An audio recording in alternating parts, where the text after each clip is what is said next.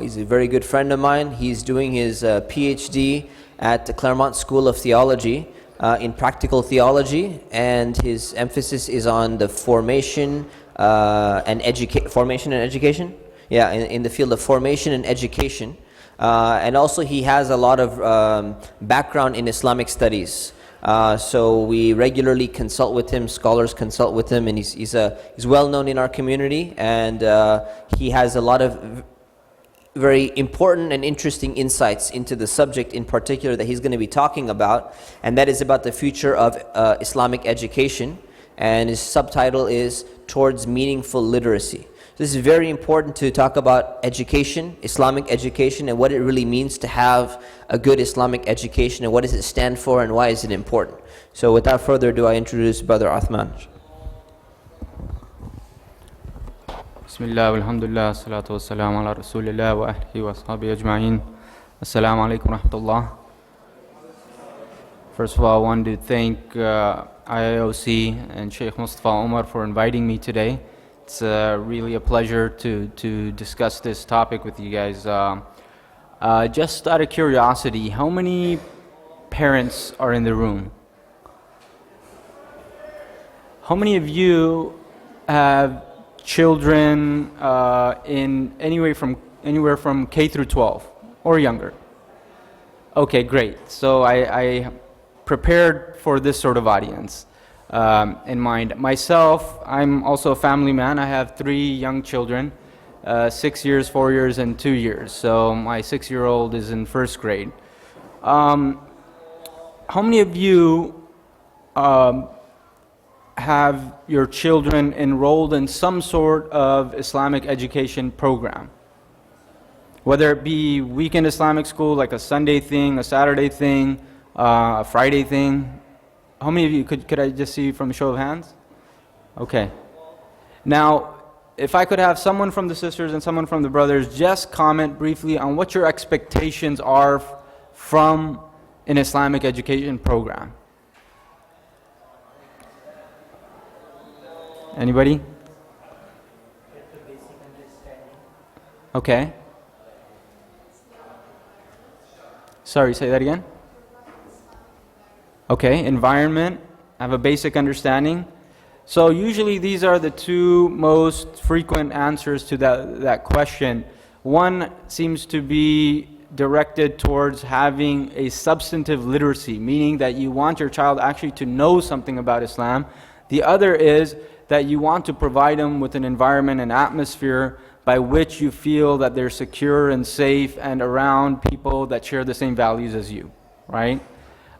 So in that regards, since all of us are parents in this room, or most of us are parents, and many of us have kids in that age range, let's talk about some of our challenges that we face. Number 1, at this age, you probably want your child to be a good person, right?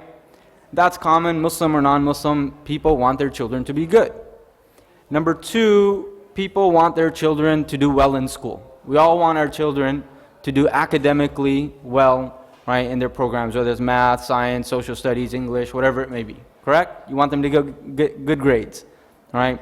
Number 3, you want them to make friends at school. You want them to have some sense of friendship with others, get along with others, and these are 3 challenges that every child faces. When they go into school, these are pressures on them, right? We as a society put these pressures on them. Parents, teachers, administrators. What do we want of our children? We want them to do well in school. We want them to be good people, to behave well, and we want them to have friends so they don't feel lonely, so they don't feel isolated, and they feel connected to the larger community, correct? Now, these are pressures that every student faces. When I was young, I had these same pressures. You had the pressure of, man, I better do good in school, I better get good grades so my parents are happy, right?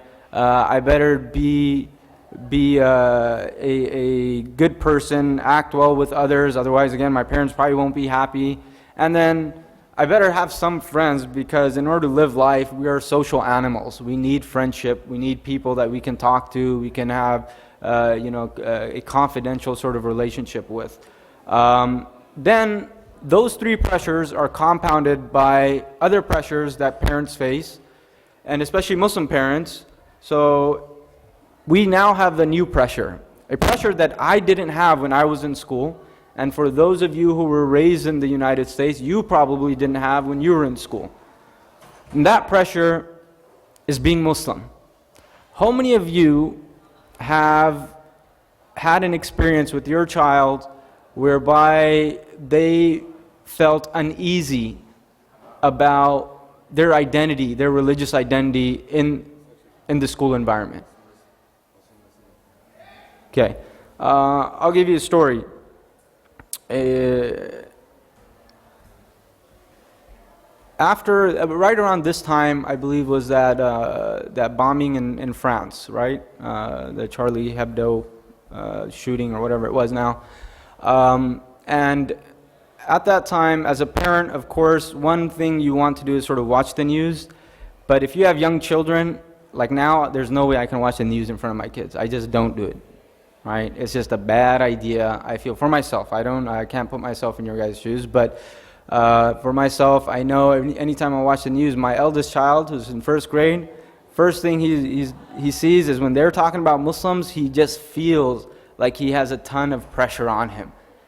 And he tells me sometimes, and in this day, I thought he wasn't paying attention. His tablet was in his hand. I thought, okay, he's busy with his tablet. Let me turn on CNN, Fox, whatever, go between the two channels, see what people are talking about. So I did that, and I thought he wasn't paying attention. I thought he was on his tablet, playing his game, and he tells me, Abba, why don't we stop being Muslim? And I'm like, and I looked at him, I said, well, why do you say that? And he says, because they don't want us to. His head is still down on his tablet, right? But he's talking to me, he says, let's stop being Muslim. And when I ask him why he says that, he says, because they don't want us to. And he points to the TV without even looking up from his tablet. I said, oh man, this is exactly why I don't want to watch news in front of my kids. And so then I told him, I said, so you don't want to be Muslim anymore because these people are telling you what? He says, because they don't like Islam and they don't like Muslims, so let's just stop being Muslim. And I said, okay, fair enough. I said, so anytime someone doesn't like you, let's say if someone comes tomorrow and says, I don't like your mom. I don't like the way she looks. I don't like the way she dresses. I don't like the way she talks. I just don't like her. Are you going to say that stop being my mom? He's like, no. I said, well, then what are you going to do? He's like, I'm going to fight them. I said, okay. I said, if you're going to fight them, I said, so then what's the difference with Islam? If someone says something bad about Islam, are you going to change just because they said it? Oh, I get it. And that was it. That was in a conversation. But my 6-year-old has a tremendous problem of pronouncing his religious identity to others as a Muslim. He doesn't want other kids to know he's Muslim, but he knows that everyone in his class knows he's Muslim. And that is a pressure I did not have when I was growing up. I went to first grade class in America too, right here in Southern California. But I had no stress, no compunction of, oh man, people are going to know I'm Muslim. It just wasn't an issue. Whether they knew or they didn't know, it was never an issue. But this is an added stress on the shoulders of these young kids that we really have to attune ourselves to.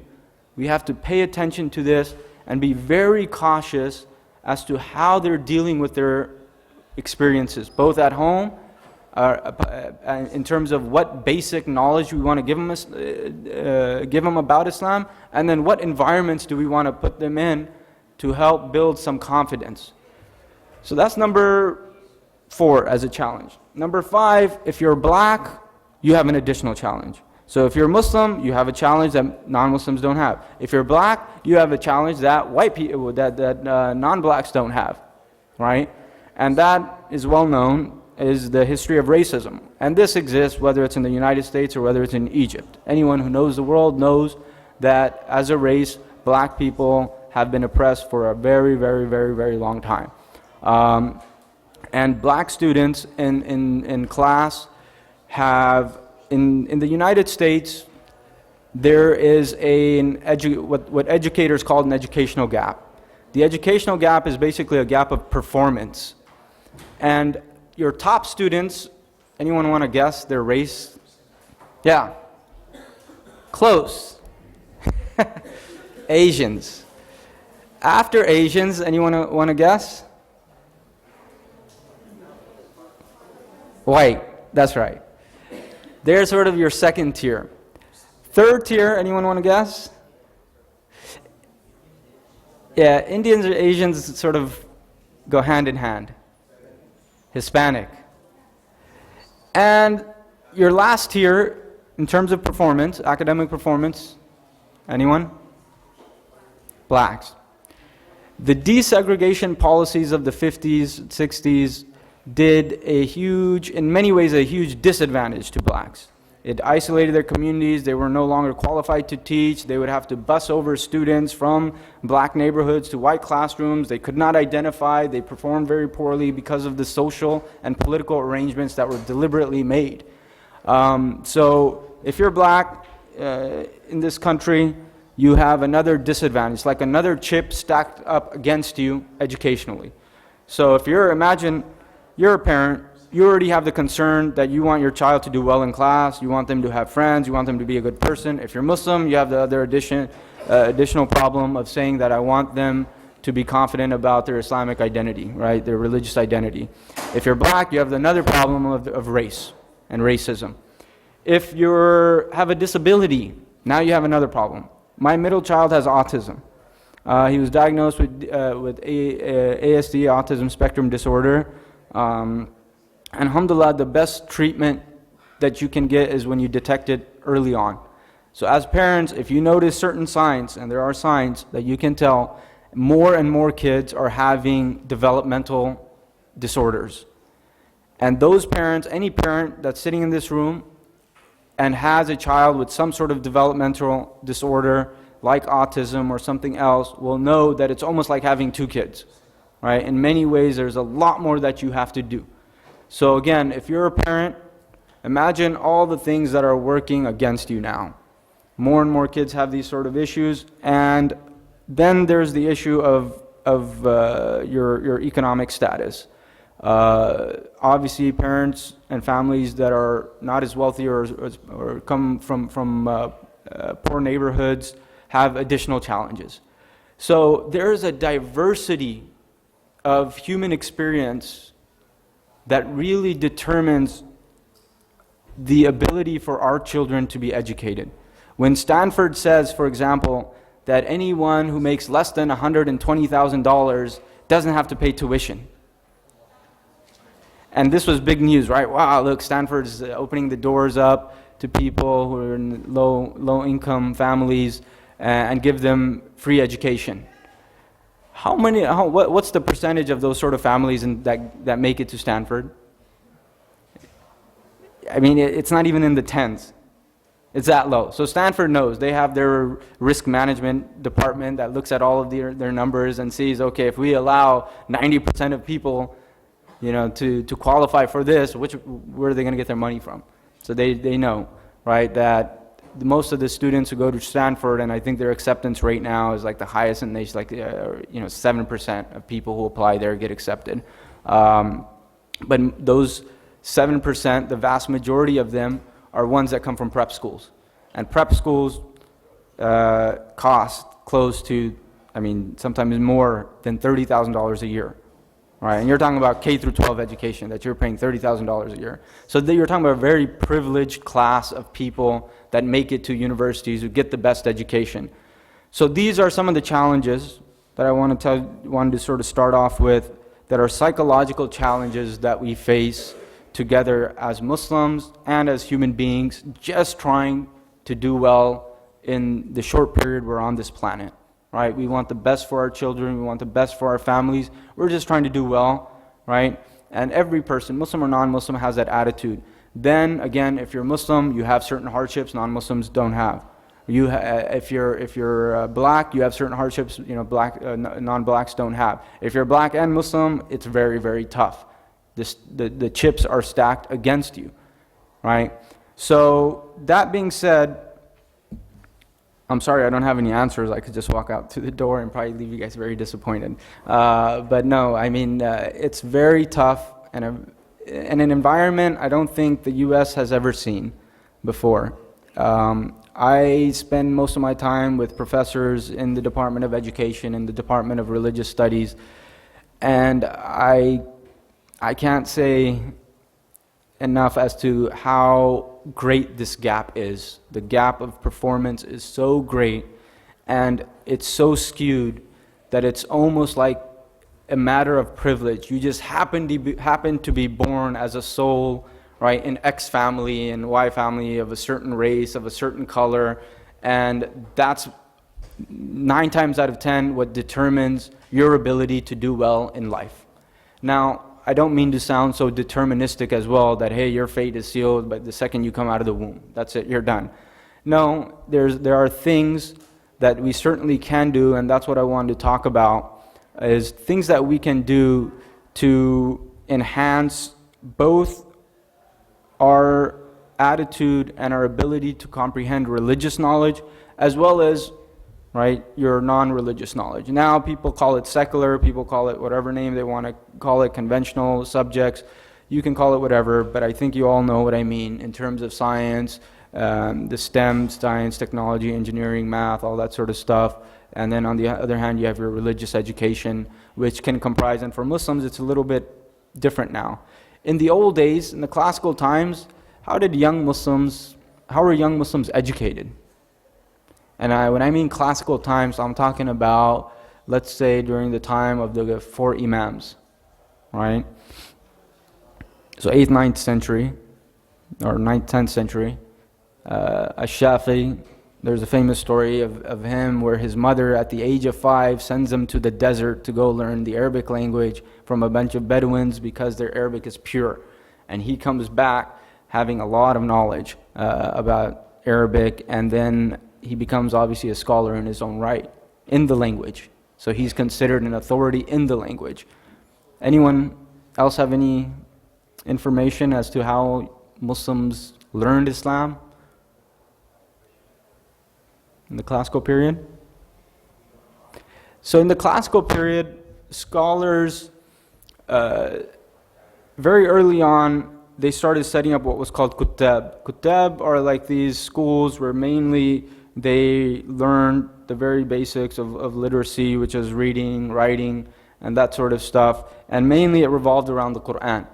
Now it's interesting, there is a huge debate, I mean now it's not as huge, but it used to be an issue that should a young child who's at the age of 5, and almost all Muslim scholars when they would write on education, they would say, we're not accepting anyone into these schools who's younger than 5. Reason being is that they wanted them to be potty trained. Like, you don't send a kid to school, and again, they don't have diapers there, right? And the kid's not potty trained, he doesn't know how to go and use the outhouses and, you know, wherever place they're at. So they wanted to ensure these kids are potty trained, they can come and they can learn something. But they're also very careful of not introducing knowledge and information to a child who simply wasn't prepared. And before the age of 5, usually a child is not cognitively developed enough to prepare himself for an academic course or environment. So the Kutab was, again, basically a school where they learn language, where they learn memorization of the Quran. Now, it's interesting because Ibn Khaldun mentions a point. He says that I don't think kids should learn Quran first. He said Quran should come much later on. He says because if you're teaching them to memorize Quran at an early age, they don't understand it. And these are Arab kids who've learned Arabic, but that was his point. He was in the minority position. The majority position was, no, let them memorize it because their minds are fresh, their minds are like sponges, and they can soak this stuff up a lot easier than adults can. But his position, along with Qadi Abu Bakr ibn al-Arabi, and that's the Qadi, not the other Ibn Arabi, as opposed to Ibn al-Arabi, the Sufi Ibn Arabi, that's not who I'm talking about. I'm talking about the Qadi. And his position was the same. And their idea was that what you should teach your child at a young age is the Arabic language and poetry. They need to know enough about the Arabic language and poetry so that they can begin to appreciate the content, the substance, the style, the literacy, the literary makeup of the Quran. And that would come at a later period. But there was a caveat. So the idea, and this still exists in some villages, I'm from Pakistan, in some villages, most of my cousins don't have a 3rd grade education in the villages. So their fear was, but what if you don't give a child Quranic education, and they go through life, they develop, get older, and they're not into religion anymore. They're not into the deen. If they're not into the deen, then you missed out on that opportune time where you as a parent had control over their life. Now they're in control. You can't tell an 18-year-old what to study and what not to study. Heck, you can't even tell a 16-year-old what to study, what not to study, right? So their fear was, well, yeah, if you can ensure that this child is going to learn about Islam, about life, about society at those ages, then it's better not to teach them Quran early. But if you can't ensure that, then go ahead and teach them early, because at least they have some Quran in their life, right? You don't know what happens with your kids. Some of them end up really rebelling and say, I don't want to have anything to do with learning about anything, right? I just want to do what I want to do. So those sort of attitudes, again, these are the same problems you and I face that our predecessors also faced. So it's not like they were a separate class. Many times I think we glamorize the ulama, we glamorize classical Islamic societies. They had the same issues, very similar issues, right? They had the same challenges, the same dilemmas, and they had to face it one way or another. But my point to bring this up is that a lot of this has to do with rethinking about how we teach Islam. So here, if we go back to our first subject about the psychological pressures on a student. In education, now, most of the money that's spent in research is spent on motivation. Of course, there's a large amount of money, and Obama's given a large amount of money to STEM research. Again, STEM research is in the science, technology, engineering, math, right, areas. So what you call your hard sciences, your natural sciences, that sort of stuff.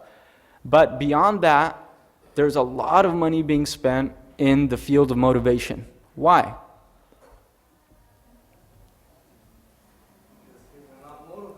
Kids are not motivated, right? They're recognizing that, man, we have a problem with motivating kids to learn.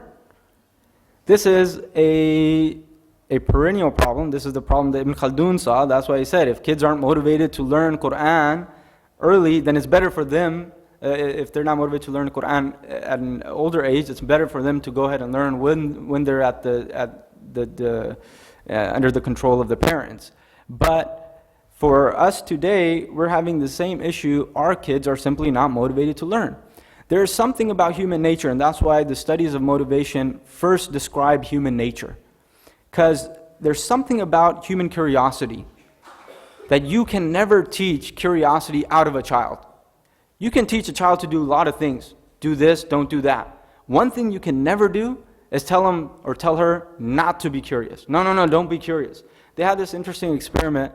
They placed a bunch of guns in different places in the classroom, and the researchers sat there with the kids. The kids were around 6, 7 years old, and they told them, look, these are guns. Don't play with them. Don't touch them. They're dangerous. They even gave, reasoning, explaining how dangerous these things are, why you shouldn't touch them. And sure enough, then they put them away, and the adults left the room. What happened? Sure enough, the kids started searching for them, looking around and saying, wow, what is this? One kid even grabs it and points to the head of the other kid and says, bam! Of course, they're not loaded, right? But imagine that. They just went through an instruction session of not to do these things, and they did the very opposite. Why? And then the researcher remarked, you cannot teach curiosity out of a child. A child is naturally curious. At some point, at some age, there's what we'll call friction, right? Or what's the, in physics you have a term, it's not coming to my mind. Resistance, what do you call it? Inertia. Inertia, right? It's that sort of friction where at some point the child is no longer a child, but the adolescents, they stop being curious. Instead, they spend their time doing very lazy things, right? Sitting, watching movies, watching TV, watching something, and that's probably, there's no level of curiosity really there. But you see at younger ages, like my kid's a 6-year-old, right? Of course, it's still a challenge to get him into his homework and do certain things, but sometimes all it requires is you push it a little bit, And he's all interested now, and he wants to take the next step. Oh, what about this? And he's asking his own questions. You don't have to do anything. But anyone who's had a 16-year-old will know that's not the case. Even when you give them a little shove and say, hey, what about this? Isn't this interesting how magnets work? You know, they attract and they repel, and let's do something with this, and let's figure this out. And they're like, yeah, whatever, right? So at some point, their curiosity dulls. And so that's why there's a lot of money being put into researching how motivation works. Now, in that respect, I mentioned something about human nature. There are 3 psychological needs that we all should be aware of when we discuss and when we think about why human beings actually do things. And motivation is really, a study of the why of behavior. Why do people do things that they do? What makes them do that, right? That's the question of motivation. So 3 psychological needs explain this, and I'll differentiate between a psychological need versus an organic need, or an organic drive, as the literature calls it. Organic drives are basically things that if you don't have, you will die. Food, water, sleep, right? Removing waste from your body, defecating, urinating, that sort of stuff. These are organic needs. Every human being needs them. If you deprive a human being for a long period of time, right, of any of these basic organic needs, they will die. Psychological needs are a bit different. Psychological needs, they've identified, and the research I'm talking about is one theory of human nature, right? But it's pretty big, and it's been well established. So the first need is that everyone, and remember, these are psychological needs. These are not organic needs, meaning if you don't have it, you're not going to die, but life will be absolutely miserable for that person if they don't exercise these needs. So that first need, they call it the need for competence. What that means is if anyone were to insult your intelligence, is there any human being that likes their intelligence to be insulted? No, because we have this psychological need of competence, that we want to feel competent, we want to feel capable, we want to feel intelligent, right? We want to be that sort of person that says, oh, here's a problem, I think I can solve it. Here's a question, I think I have an answer. This is something we're wired to do. And scientists can't explain why is it that human beings, again, have that curiosity as that they have intelligence and they want to exercise this intelligence. You don't have to train a person to do that. It's just instinctual, right? And that's called the need for competence. There's a second need, and that second need, they call it the need for autonomy. The need for autonomy basically means that every person wants to be their own person. They want to feel like they're in control of their destiny, that their actions actually matter in life, right? That what you do, actually, if you do X act, it'll result in Y effect. The whole situation of the Muslim Ummah for the last, about a century, is that we struggle with autonomy. We struggle of feeling like we're in control of our fate, right? That we're in control of our actions. That's why a lot of people describe Muslims as being, and Muslims describe themselves as being hopeless and helpless. No matter what we do, it seems, whether it's in the Middle East, whether it's in Southeast Asia, wherever it may be that Muslims reside, it's like we do things, but we never see the results of it. There's always something that interferes with it, or for some reason or another, we're just incapable of realizing and seeing things that come alive from our own actions. That we do things in life and say, oh, look, this is what we did. And this is what causes hopelessness and helplessness. If you don't feel like you're in control, then no matter what you do, right, this depression will set in. Right? You can do whatever. In Egypt, we had a prime example of that. People thought they were in control when the revolution happened. They thought that they were going to do something, and all of a sudden that stripped away from them as well. And we said, man, no matter what we do, we just never see our voice being expressed and lived in society. It's like we don't matter. And that is the question of autonomy, that every human being wants to matter. They want to feel like they're in control of their life. Imagine making decisions of something and thinking you are in charge of your own decisions, but your decisions, doesn't matter. Because what you want won't come to pass. It'll be someone else's will that will come to pass. And that is our global situation. And it is a psychological problem, and it is a political problem. With that said, that's, again, keep in mind the second need, psychological need of a human being is to feel competent. The second need being that to feel in control, meaning the need for autonomy. The third psychological need is the need for relatedness. We all want to feel like we belong to something, to a group, to identify with people, to socialize, to be acknowledged by them. That sense of relatedness is very strong in the human being. There is no such thing as a true hermit. The hermit who goes up to the mountains, right, and is in a monastery or whatever, is still finding that his need for relational relationships exists because he's interacting with books, with other environments, natural environments, but we need this idea that we have to feel belonging with something. We need to connect to something. So I always make this example to show you the relationship between the second need and the third need, autonomy and relatedness. It seems like sometimes there are two sides of one coin. Because if you think about, just real quick, how many of you have kids in high school? Okay. So this may ring more clear in your ears. When I was in high school, at least, which is a good 25 years ago, it was one thing that you wanted to fit in. You came in as a ninth grader. You didn't want to be the odd person out. You didn't want to be picked on, especially now with these pressures that we talked about earlier. Right? You just want to fit in.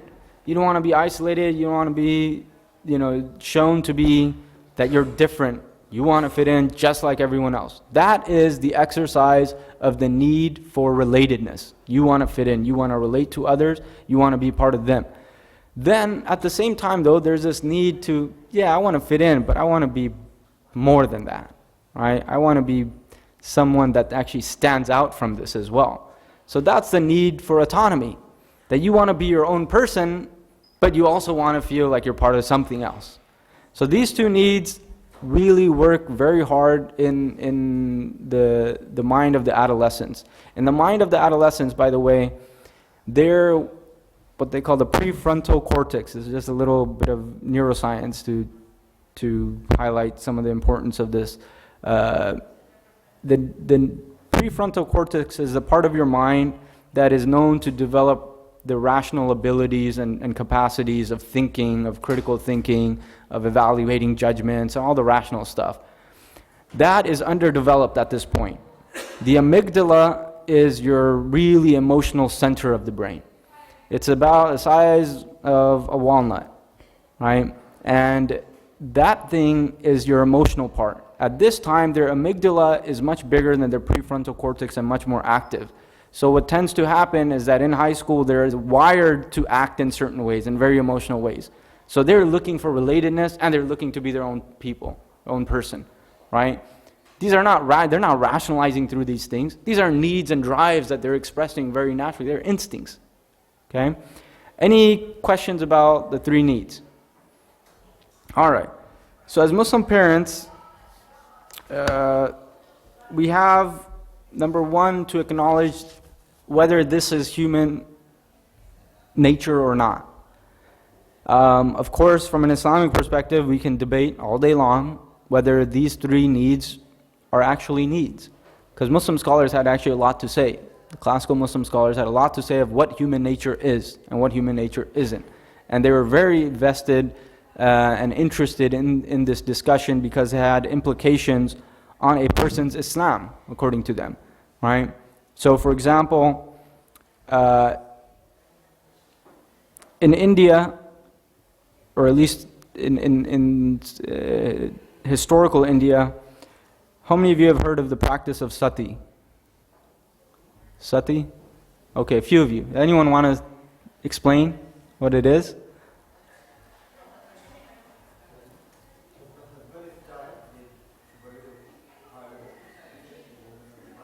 Right. So basically it's a practice, it's a religious practice among some Hindus. When the husband dies, they burn the wife of the body. The wife of the body has no worth, the wife has no value other than being contingent on the husband. Right? That's the value. That's a practice, it's called sati. It's outlawed, I believe, now officially in India, and it's been for some time. Whether it's still practiced or not in some rural areas, perhaps. There's always issues that pop up. But Muslim scholars, for example, were curious. This practice, how many of you would say by this practice alone invalidates their religion? Their religion must be false because of this. How many of you would say that? Oh, interesting. More women would say that than men. For men, okay.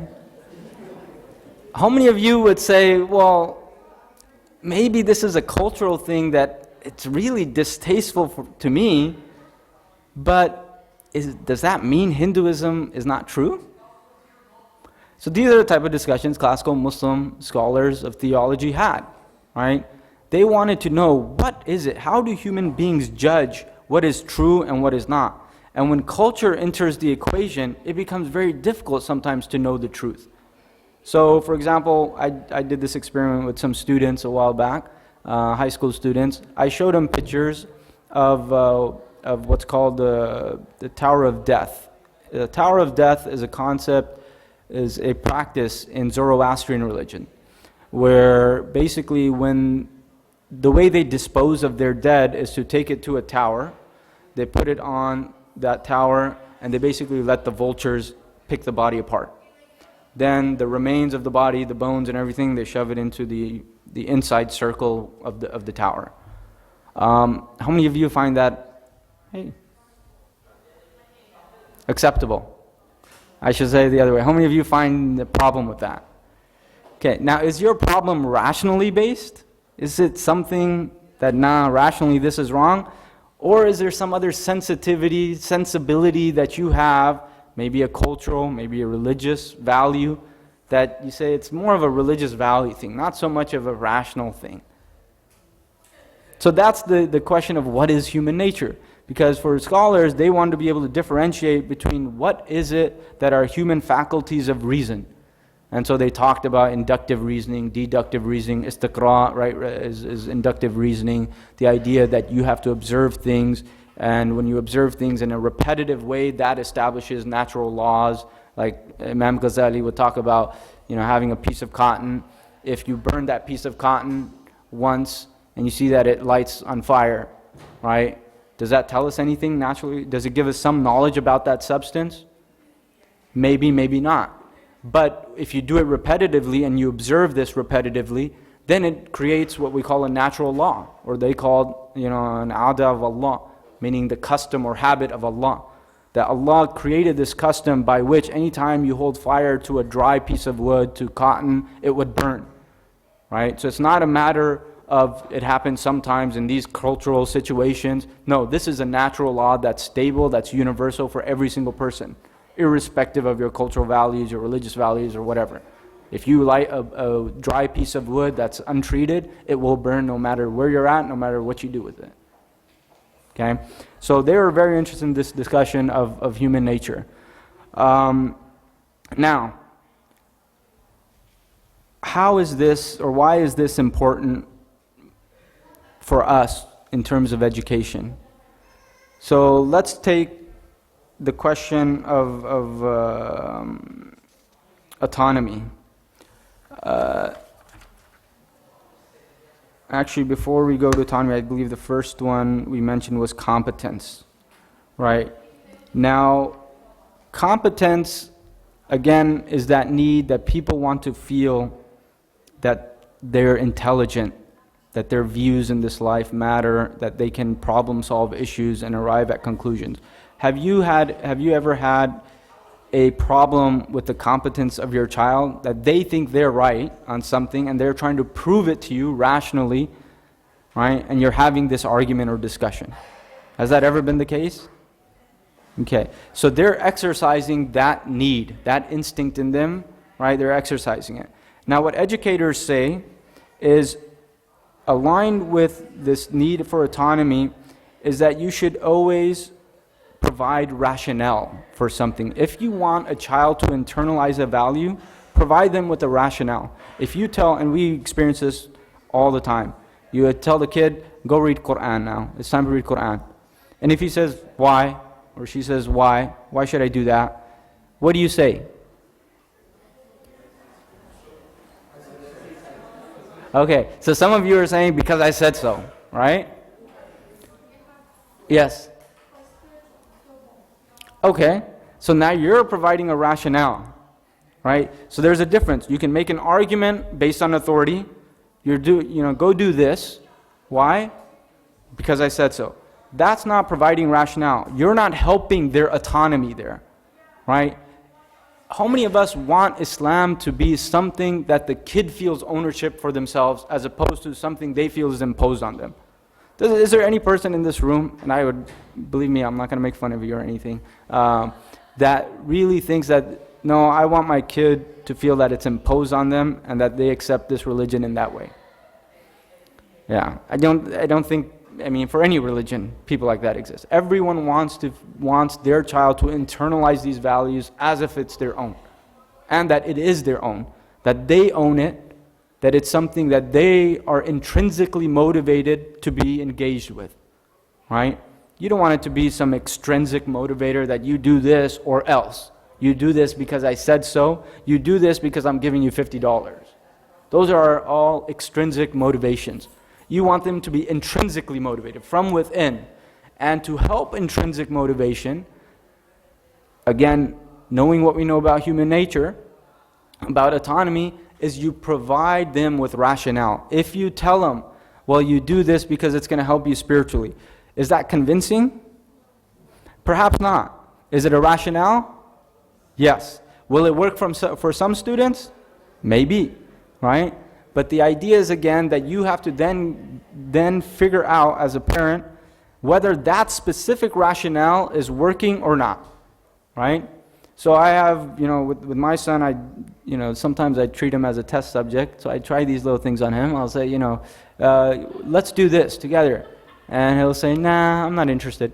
And then I always ask myself, why do I want him to do that? Is it because I want him to do that? Or is there something in it that I think he'll get out and that he may not appreciate right now, but he'll eventually get? And when it's the former, when it's the first, where it's like, I just want him to do this, right? I sometimes back away and I won't push him at all. So that's fine, no problem, right? You don't want to cause friction for no reason whatsoever. You realize it's an issue of arbitrariness, but of course, like cleaning their room. If you tell a child, clean your room, why? If they keep asking why and you have to provide the same rationale over and over again, it's good to be clean. I don't think so. I'm okay. Nothing's happened to me, right? They can come up with all types of counter arguments. At the end of the day, you're going to say, because I said so, right? Do it now. And that's what we call indoctrination. And by the way, indoctrination happens for every single human being, right? Now, whether it should happen in the realm of religion and how frequently or whether it should happen continuously as they're growing older from a first grader, second grader, third grader, 10th grader, 12th grader, that's another question, right? But generally people say when you're young, indoctrination in some issues is okay. You want them to learn the alphabets, right? The alphabets, they can't just make up, I think this letter is called dw, right? Well, no, it's not. It's Z, right? And you explain, no, this is Z, and Z makes the sound Z. And then I had my son one day, he told me, he says, no, I don't think so. I think it makes Z. And I was like, it's not Z. What rationale can I provide him? This is just the way things are done. And you have to learn these rules if you're going to participate in society, if you're going to communicate, if you're going to understand and comprehend things. And he can challenge me all day he wants. At certain times, you just have to take that authority. But you have to be very careful, I think, as a parent. When you're thinking as an educator as well, you think, what are those things where I should, support by giving rationale versus those things that I can be authoritative on, right?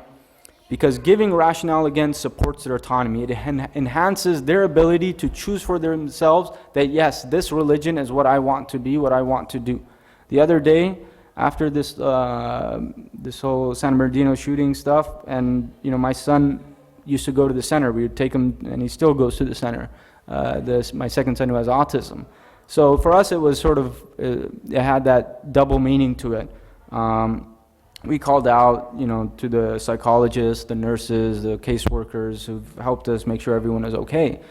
That day was very stressful for us. I had to go to my other son's school, first grader, talk to the principal, express some of my, heavy-heartedness in terms of the stress I'm feeling and my concern mainly for my son, right? Yeah, I know the environment that it is now.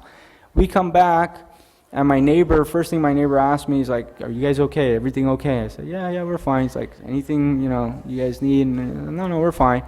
And I saw that it was around Christmas time, right? So he's getting his reindeer ready in the front yard, putting his lights, his reindeers with the lights and all of that. And I noticed his reindeer had maybe like 3 lights working, and the rest of the lights weren't working. So I looked at it, I said, and he told me, he's like, "Oh, I'm about to throw this thing away." So I just dropped off my son from school, and I'm walking back, and I said, I think I can fix that. I know a little bit about, electrical wiring and stuff, and it's not hard, just getting, electrical tape and putting together the wires and taping it up. And so he's like, "Really? You think you can fix it?" I said, "Yeah, I can fix it for you, no problem." And then I thought, okay, when my son comes back from school, right, he can help me in this. So and then that way I'd be able to teach him a little bit about electrical wiring, how it works, how this electrical tape works, and that sort of stuff. That'd be a good learning experience for him. So we do it, and then he says, "Abba, we're gonna fix a reindeer?" I said, "Yeah, we're gonna fix a reindeer." He said, "But we're not Christians. We don't celebrate Christmas." I said, "Well, you're just fixing your neighbor's product. He's having a hard time having his reindeer lit up. You just help him with that, and that's okay. I mean, just because you fix someone's reindeer doesn't mean you're practicing Christianity or doesn't mean you're celebrating Christmas." He's like, okay. And again, I had to give him a rationale. I had to explain to him the okayness, right, of his action. But it's good that he was asking me those questions, right? He's worried. It showed me that, wait, I thought we were Muslim. I thought Muslims, don't do these sort of things. And then the other things he told me, which I thought was funny, he said, "Look, I know I don't believe in Santa, but will he still give me a gift?" And I told him, I said, "Well, that's a good question. I know you really want a gift, and you're right, Santa doesn't exist, and we don't believe in him. But let me see, if you want a gift, we'll see what we can do." But every child has this. My child is not unique whatsoever in this respect, right? That every child has this desire to behave in a certain way. And if we keep telling the child, "Do it because I said so," right? Then we're depriving them of adopting those values as their own. If you want this Islam to be their own, you have to figure out which moments of time do I convey, do I provide them the rationale behind what they're doing. And it doesn't always have to be some material reason, right? You don't say, like, someone might say, "Well, in Islam, why is it that we have a thief who steals X amount from a secured place, giving all the fiqh rules in place, right? Why is it that that person's hand is cut off?" Seems pretty barbaric. And you can provide a rationale, right, that is very materialistic. "Oh, well, because that person stole," and it may not be convincing. Or you can provide them a deeper sort of rationale where they understand Muslim theology, Islamic theology, and the idea that at the end of the day, human beings will always differ in terms as to the value, right, of any given act. If someone violates the law in stealing, someone might say, "No, they should be put to death," as colonial penal code had it, that any felony was punished by death. Whether it be stealing, whether it be shoving a person, harming a person, everything would be punished by death. Now, of course, common law today in the United States and Britain and other places, they differentiate, between the type of act, whether it's a tort crime, whether it's a criminal act. But my point is that when you're providing a rationale, it doesn't always have to have a very simplistic reason. Of course, when you're dealing with young kids, you probably want to give them certain simplistic reasons. But I have youth group students in high school who ask me, who've asked, well, why is zina prohibited? What would you say? Again, do you want them to hold that value that having sex outside of marriage is wrong? We agree we want our kids to hold that value. Okay. Now, on what basis do you want them to hold that value? Trust? Okay. But what if they say, but why, Mom? Why is it wrong to do this?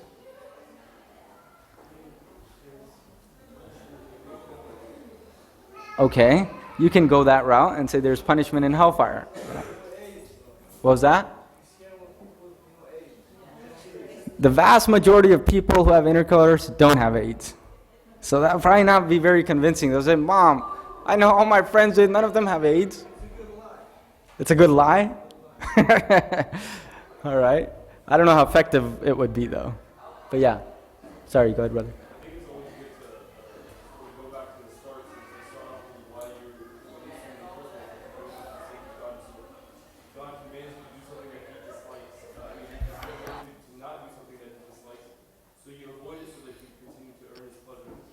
Okay.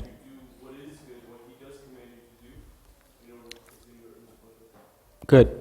Anyone else? I thought there's a sister. Yes. What about this go back to saying what I would say?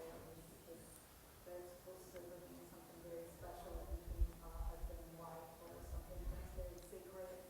And, that's the only thing that I do really believe. And I know that Islamically that's what we're supposed to do, and a lot of religions they say the same. But to convince your kids, especially I have teenagers myself, they ask for this.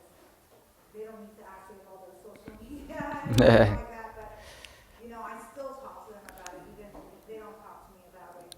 And I just, remind them or reiterate the fact how special it is and how you take that away. People won't respect you, a lot of times it's because they just, want something out of you. They're not wanting to stay with you, stuff like that. We do that. Okay. Good. There's one thing we can tell them that Allah is created us. So He knows the best for us. He knows what are our limits. So that's why He's putting the limits for us, which are the best in every way. And then we can show them that what are the goods and what are the bads of the limits. Okay. If you go off the limits, what is bad, what can be bad, and then. You can explain to them that you like it for your mom. Okay. So realize you guys have done a very good job explaining different rationale. Some will work, some will not, right? What the sister mentioned there, as far as Allah knows the rules. We have limited knowledge and understanding of this life. He has an eternal knowledge, an absolute knowledge. So when He prescribes something, we say sama'na wa ta'na. We don't say why. But realize, my experience, I've taught youth group for 16 years now. That doesn't work. It doesn't work. And I've had this problem where I've had to change the way I teach, what I teach, because the responses from the students, when you tell them because Allah said so, that's what they hear at the end. That Allah said so. Yeah. Right? As the brother mentioned as well, you try to get into the aqidah aspect of it, it's just not working with our kids. So, what the sister mentioned is sometimes what the practice of the Prophet, would you want that, right, for your mother? How would you feel if someone wanted to do this sort of act with your mother? Maybe that would elicit a certain response where they would say, yeah, I don't want to do that. But maybe that wouldn't, because it could be situational then. But the Prophet ﷺ, let's be very clear about this, is that it's almost like he understood human nature so well to know that people are wired in different ways. People are motivated by different things. Certain people, you can give a good explanation of Aqidah, you can talk about hellfire, you can talk about the infinite knowledge and wisdom of Allah and our relative knowledge and experience in this life, and that can be sufficient. And then for many, or for some, that may not be. For others, they need to see something more direct. Right? In that case of the Bedouin who came, who asked, to have that sort of relationship outside of marriage, and the Prophet simply asked him, would you like that for your mother? And then you said, yeah, well, no. So for him, it was sufficient enough for him not to do that act. So the rationale that you provide, realize again, your children are going to vary. There's no single rational answer you can give, nor did the Prophet ﷺ ever give a single answer to these sort of questions. It depended on who was saying it. It depended the situational awareness that he had about that specific case, right? And then he would say whatever what he thought to be most effective, right? And so that's something I think that's important for us to learn. So let's move now to real quick to the second technique or strategy you can use to help a child internalize religious values. Number two, so we talked about from the need for competence to provide them a rationale. Number two, for the need for autonomy, remember they want to be their own person, provide them choice, convey to them choice. Now, choice doesn't, as a parent, we realize that you can frame things in a way where it appears to be choice. And I'll give you a typical example. When your kids, or when my kids are done with school, when he was done with kindergarten, the summertime, as parents, we say, okay, first 2 weeks, we won't give him anything, let him just relax, and unwind and all that stuff. That's what he did, and what does he do? He goes on his tablet 24/7. And of course, it gets parents irritated, they don't like it. And we sort of pause for a bit and say, I really don't like my son going on the tablet this often, but he's out of school, let him relax for a bit. Then I use this other strategy that I learned in school, conveying choice. If they feel that they are making the choice, they're more invested of behaving according to whatever behavior you want them to do. So what we did is I sat down with my son, we went into my office, and I drew up on the whiteboard, I said, do you believe that you should have a schedule? And he's a 6th grader, he's like, yeah, schedule sounds good. I said, okay, so let's think about what you do in your daily life. What do you do? He says, well, I wake up. I said, okay, so let's write that down, wake up. I said, what time do you think you should wake up? And he says something ridiculous like 3 a.m. He doesn't have a conception of time. So I said, well, let's make it more reasonable. Let's say you wake up at 9 a.m. Okay. They said, then what do you want to do? Watch TV? Okay. Now, how long do you want to watch TV for? He says, well, I think 30 minutes is good. I think that's a lot. And I was like, I'll tell you what, I'll give you 45, right? And he's, oh, that's great. 45 is more than 30, right, Dad? I said, yeah. All right, I'll give you 45. Okay. Then what do you want to do? Eat breakfast? I said, okay, how long do you think that'll take? He says, 2 minutes? Well, I'll give you 15 minutes, right? The point is that we went through his whole schedule, every day, 7 days a week, as to what he should do, but I conveyed choice to him. I gave him options. I told him, hey, sometimes I let him do whatever he wanted. He says, well, I want to go outside and play football. No problem. All right, I'll give you an hour for that. And then sometimes when he would omit something, like doing his qa'idah, right, his Quran, and he said, yeah, I think, I should do it for an hour. I said, let's do it for 30 minutes, And he's like, oh, okay. And then, of course, reading, math, and that sort of stuff. We created this whole schedule for him. I kid you not, it was a wonder. In that summer, he every day would wake up, look at his schedule, oh, what am I supposed to do now? Okay, I'm done with it, what am I supposed to do now? What am I supposed to do now? He created the schedule. He had the choices, right, that he adopted, he took for himself, that he felt he was vested in. And that's important, again, for that second intrinsic or psychological need of a human being is to feel autonomous, to be their own person, is that convey choice to them, that you have choice in these matters, right? So if you come to a child and say, look, this is what I want you to do, this is what you're going to do. What you're preventing is that deeper internalization of that value. But if you tell them you have the option between this and this, a child will look at it and say, oh, I have choices. Okay, I'll do this. And when they say, I'll do this, you can, and when they don't do it, you can remind them, I think this is what you wanted to do, right? Oh, yeah, I want to do that. Okay, so I'll do it. But if you tell this is what dad wants you to do, this is what mom wants you to do, it doesn't work with kids, especially at this age, right? As you grow older, even some of these techniques don't work anymore. But I'm talking mainly in that group where it'll work up to even sometimes middle school. High school students are a different breed, You handle them differently. So that second technique or strategy is to convey choice. The final strategy is in regards to the human and psychological need of relatedness, right? We all want to feel a part of something. We want to feel that we belong to something. And what tends to happen sometimes is that you want your child to do something, and they say, I don't really want to do this. This third strategy is to tell that student that, look, I feel your pain. I understand that you're having a problem with this, right? So what you do is you basically communicate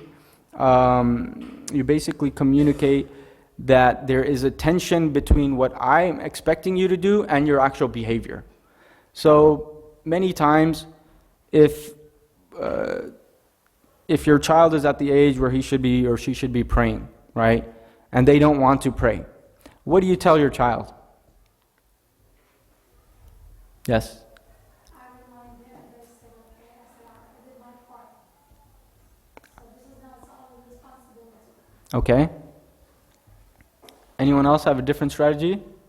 Yes? That's what my mom said to me. Did it work? Good.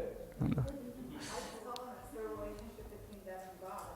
I believe that that's the only time, the most important time that they have to spend with God. That Allah subhanahu wa ta'ala doesn't need that from us, and we need to build that relationship with Him. Okay. Are children at that age very interested in developing a relationship with God? Okay. Then one thing that I tried and that sometimes works is, I show them like this is what you got, and any blessings, anything that they're interested in, something they really want. When they get it, then I tell them to be thankful and pray. Since they got it, so just to say thanks to Allah subhanahu wa ta'ala, you should pray. And So by that, are we sending a message that when you get material benefits, right, then these actions have value? But what if they don't get material benefits? Does it play negatively then? Because again, when you introduce extrinsic motivators, it's almost always a very bad thing. And research proves this time and time again. If a child likes to read Quran and reads Quran, let's say, and children naturally when they're young, they may, usually enjoy reading Quran, or they at least do it. Now if you start introducing money into the equation, beta, you read Surah Yasin, I'm going to give you $10, or you won this Quran competition, I'm going to give you $100. What you've effectively done is now take that intrinsic interest and replaced it with an extrinsic motivator. So now what happens to almost all children is that they say, okay, I used to read Surah Yasin anyways, but now since I'm getting money for it, am I getting money for the next surah I read? And their mind becomes tuned. for certain things. Mm-hmm. What I do is, and that works, I don't know, that I make them realize for every single thing that is part of their life, like health, is their health, is the food that they're getting, it's the ability to study. Mm. I revolve them, and then they are speechless most of the time, and they just go and pray. Okay. Otherwise, any other way, I see. just to make Yeah, so that's different. all blessings, Right. and they appreciate that. Okay. Yeah, that's certainly another strategy. This strategy basically says that you should acknowledge the behavior's feelings. So if you're trying to tell them to do something and they really don't want to do it, this strategy says that, look, I understand. As a parent, you say, I understand that you're having a difficult time with this, you don't want to do it. I understand that, and then you explain why they feel that way. It helps them not look to that value as something that's being imposed. Because the parent's communicating to them that, look, I understand the situation you're in. How many times do we get into a situation where we have to do something but we really don't want to do it? If a person then asks you, well, how do you feel about that? That action then becomes a little less egregious. It becomes a little more palatable for you to take in. Right? So acknowledging a behavior's feelings when they're going through something where you're asking them to do something religiously motivated or non-religiously motivated, right? It actually helps them internalize that value. So there are 3 strategies that I hope, inshallah, we can walk away today, right? For competence, it's providing them a rationale. But we talked about it doesn't always have to be a material rationale, right? Number 2, and rationales differ, right? There's no one good rationale for every single act. So there you as parents gauge what you know about your children, what the circumstances of the issues are, and you give the best rationale you can give. Number 2 is relatedness, right? And for relatedness, the strategy is to acknowledge the behavior's feelings. Number 3 is autonomy, and for that, the strategy is conveying choice, that you have choices in this matter. And if you operate and use these 3 strategies pretty consistently, you're gauging the situation, I think what you'll see is a deeper level of internalization of religious values and religious norms, right? When we make dua that all of our children, inshallah, internalize this message so that they see that it is inherently valuable to them and to their well-being right now and in the future as they proceed into adulthood and start their own families, inshallah. And that's why one of my teachers used to say, at everyone's wedding, you would say the challenge is not so much of you raising your children as Muslims, but that you raise your children in such a way that they raise their children as Muslims, right? And that is really one of the most important struggles we face. And there's a lot of other issues that are part of this. Today I've just decided to focus on the psychological aspect and very few elements of the psychological aspect. Are there any questions or yes? Sure. The power of dua, I didn't mention it for a simple reason. One being, I know I'm already talking to Muslims who have that as part of their practice. I'm trying to fill in the gaps merely where I think that when it comes to your relationship with children and their education, is that we know even prophets had their children go astray, right? And we know that the Prophet ﷺ, when it came to any act, dua is always combined with some other actionable, practical, quote-unquote practical, practical action. Now, with dua, I would also say that the duas should also be very meaningful, right? If the parents are making du'as that seem recycled to the child, right, it actually, they begin looking at this as religion is dogmatic. Religion is something that's prefabricated for them to accept. But if your du'as are associated with very specific things that are happening in their life, then du'as retain that power, right? When a person, like when the Prophet ﷺ made du'a at the Battle of Badr, when he's talking about that if Allah subhanahu wa ta'ala does not support him today, there will be no one on the face of this planet to worship Allah, right? That's a very heartfelt, strong dua that is tied to that experience, and that's very meaningful for the people around the Prophet, right? It enhances their ability and motivates them much more than the dua that you hear many times we recite in the prayers that you just do as ritual, that you expect somehow someone's going to internalize it. Muslim scholars in the past spent more time, and when you read, I like reading sometimes the preface of these books, you see the types of du'as that they're making are very intimately tied with their work. So Imam Shafi'i's famous poetry, right, where it's basically a du'a, فوفقني تحصيل علما فوفقني إلى تحصيل علما وبلغني على أقصى المعالي, right? Where he talks about basically the way to achieve success in this world is to make qiyam, to stay up at night, to exert yourself to the fullest, right? And he who dives into the ocean will attain the pearls. And then he says, and may Allah subhanahu wa ta'ala give success and allow us to achieve the highest of heights, right? فَوَفِقْنِي إِلَى تَحْصِيلِ عِلْمٍ وَبَلِّغْنِي إِلَى أَقْصَى الْمَعَالِي, right? Those du'as I think are the most powerful because they're talking and they're relating to actual experiences of human beings. But when we make du'as that don't relate to our experiences, it's like It's like people when they read Quran and they don't tie it to themselves. They don't see that it's talking to them, right? It's speaking to their experience. So that's just a few things, but thank you for that reminder. Anyone else? Yes, sorry. Yeah. Yeah.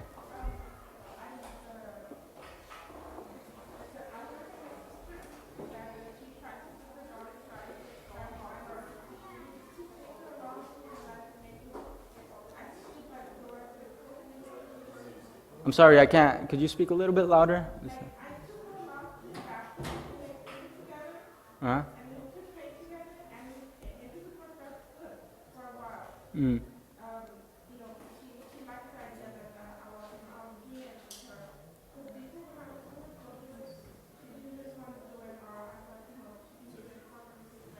Yeah. The number one indicator, by the way, those of us who take our kids to Islamic school Sunday, Saturday, there's nothing, absolutely nothing like a parent's involvement and a parent's interest in the subject matter. A teacher can teach your child whatever, but the children actually learn from the parents. And the research shows that time and time again. If parents show that they're aloof or they're distant from that knowledge, the kids perceive that and they internalize that, right? Because then they look to it as simply a Sunday school thing, a Saturday school thing. But if the parents are again engaged and interested in learning Islam, it reflects on the children absolutely. Yeah. If you sit there and stand there teaching your child how to make wudu, and you're doing it as opposed to them learning it in a book, right? There's a big difference. Big difference. There's some other sisters. Oh, sorry, go ahead. Walaikum salam. I mean, in this day and age, it seems like we have to rationalize with our kids, because this is the day and age that we live in. Yeah. In Islam, a lot of things really, it's not to be rationalized. It is basically, these are the rules, this is our game, and this is what we need to do. I know we have to rationalize because we have that, there's just so much around us that's causing maybe, too much of the kids going drifting in a different direction or environment or whatever it is. But as a parent, I just know that sometimes I have to enforce that this is what Allah commanded us to do, and I sometimes have to go with that. And sometimes I myself tell me that I have to do it, and then inshallah later on you may understand why. Right. And sometimes that just comes with them respecting what parents say, and inshallah we hope that they understand why. Yeah. For example, sometimes children go to Quran classes and they just memorize. You don't even understand what the Quran means. That's subhanAllah with some experience that I've seen, that later on, as they got older, now they're able, when they go to classes, now as they memorize the Quran, they're able to understand it. So subhanAllah. Yeah. So I think rationalizing in some things is okay, but not on everything. Yeah, that's actually part of my research that I'm doing is also to show when these psychologists talk about providing a rationale, they're looking at it from a very secular perspective. From a religious perspective, this concept can be problematized. And what that basically means is that it's not straightforward as it seems to be, that you provide a rationale and the kids are okay. Sometimes the rationale, like the sister was mentioning, if Allah said so, is also a rationale, right? But does the child have the ability to appreciate the depth of that rationale? Probably at this level they don't, right? As a parent though, you may have an immediate situation on your hand where you have to say, do it because I said so.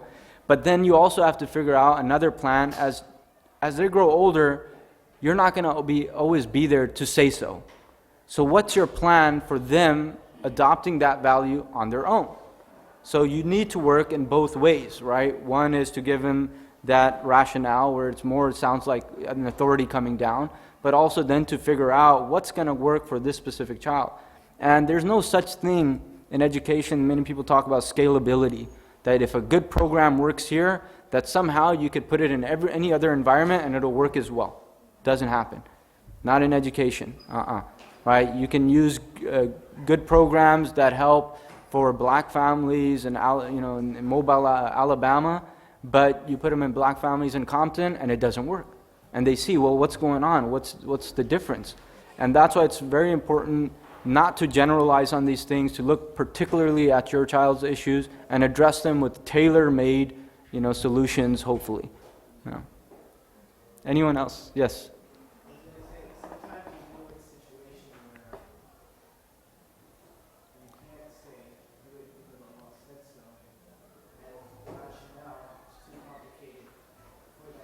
Yeah. Well, it's that situation, as we're talking, is if that rationale is too complicated. I sometimes challenge my students and I'll say, that idea because Allah said so, is that somehow more inferior than saying, oh, don't commit zina because it's bad for you. It's going to result in, unintended consequences or whatever.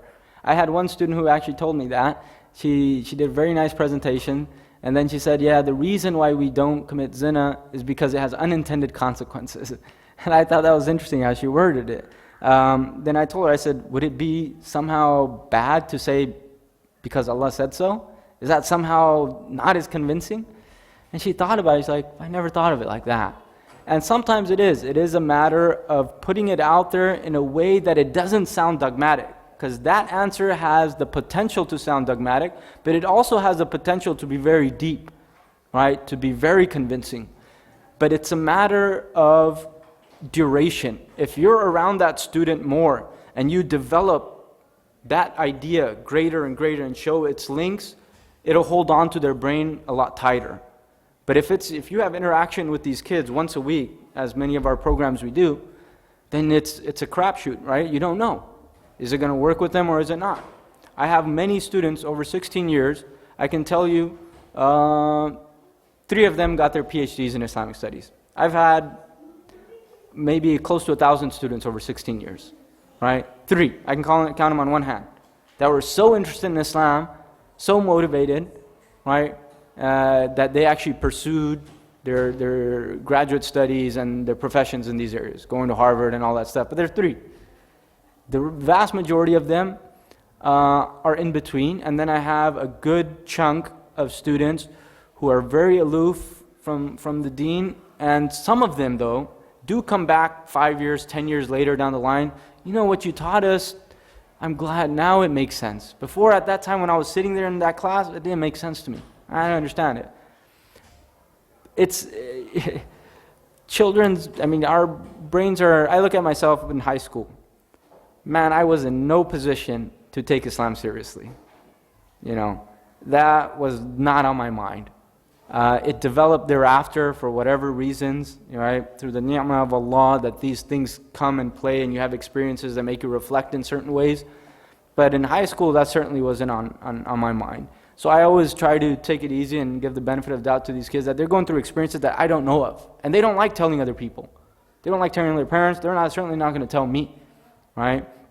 And sometimes you just hope, and that's all you can do. And that's where, I think the question of hope and the question of dua is that you constantly pray for guidance for these souls. That in some way that they turn around later in life and see some wisdom coming out of this, if there's any, right? But the real solution to this is a different question, which maybe some other day we'll have a chance to discuss, which is really, how do you create a K through 12 education by which you can produce a very specific outcome in Islamic studies? We in the United States till this day have not invested the resources, the funds to make that happen. We have not. We have not prioritized that. Instead, we prioritize a bunch of other stuff, and sometimes it drives me wild. I frequent the masjid, and every day I get phone calls about the politics of the masjid. Every day, right? And I deal with all of that. I think about the amount of mental energy that's spent on those issues, as opposed to really thinking through, what does a K through 12 program that has quality produce? After 12 years of this sort of education, what do you want your child to look like? Right? No one's done that sort of research. Number one, it requires a lot of research. Number two, it requires, to have research, you need the sort of funding to be able to carry on, these sort of examinations and all types of other, using different theories to figure out how to create curricula, pedagogy, training, all sorts of stuff. And number three, it needs institutions that will support these sort of things. So we haven't invested our money there yet, and I'm thinking, though, I will share this with you. And by the way, I hope I'm not promoting this without, and I'm not. I just got this book, by the way, last week it came out. It's an interesting book. It's a book on the seerah. It might work for your high school students. It's $80, which I don't like, but $80 book on the seerah. What's interesting is it's the first book in English that works like a textbook. And so if you see, right, it's some nice colorful graphs and charts and maps and all that sort of stuff. But it makes learning and retention a little bit better. Now, someone's put in some real time. It took this author 13 years to compile this book, right? So there's some serious work being done. Can it be improved? Of course. But the point is that we have to create these industries that produce this material, then are utilized for this. I used to work in the car industry as an auditor for Hyundai Motor Company. And, in Pakistan and India, how do you buy cars? Or in the Arab world as well, how do you buy cars? Cash. But how do you buy cars, right? You buy the cars in cash. In the United States, how do we buy cars? We finance them, mainly, right? Finance or lease. Those are your two main options, right? Now, imagine in Pakistan, when they started financing cars, you know what happened? People would finance the cars, and then when they wouldn't pay their payments, right, they just take the car to the village, right? Who's going to get the car? You didn't have the industry set up to make this whole enterprise functional. You had one piece of the puzzle, which was finance. Financing vehicles, let's introduce it. But to make an industry functional, like at Hyundai, we would have skip tracers. Skip tracers are basically people and companies that go along searching where X person has gone. You have credit history, right? That needs to be done by Experian and all these other credit companies that do this stuff in America. They keep track of every single credit card, every single piece of credit information that there is on you. How credit worthy is this person? You have the tow companies that when they're able to skip trace, if you try to leave somewhere and hide your car somewhere, the skip tracers will find you. And then you have another industry called the towing company that actually retrieve these vehicles back from you. But now they've set up an entire industry to make car buying functional, right? In our country, right, back home, you had one piece of the puzzle that they tried to use, it didn't work at all, right? This is our situation with Islamic education today. We have one piece of the puzzle that we use, and we expect somehow it's going to produce results. We haven't created an industry around it. There's so many aspects to this industry. One aspect is creating good content. The other aspect is pedagogy. The other aspect, more important aspect, is research and development. Research and development costs a lot of money. Someone's got to do it. Someone's got to fund it. You have to build an industry, right? We haven't done a good job of that. But we should be encouraged by things like this, right? Works like this. So let's keep working. As parents, we know we have a lot of different challenges. We have a lot of different things pulling us in different directions.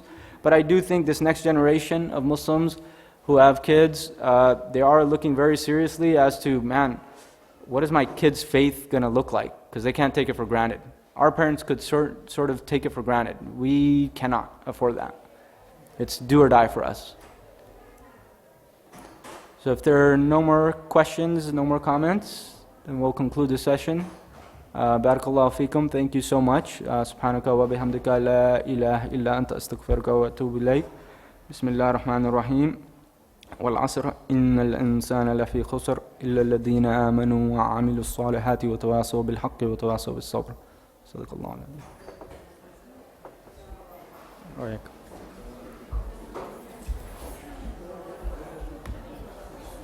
السلام عليكم.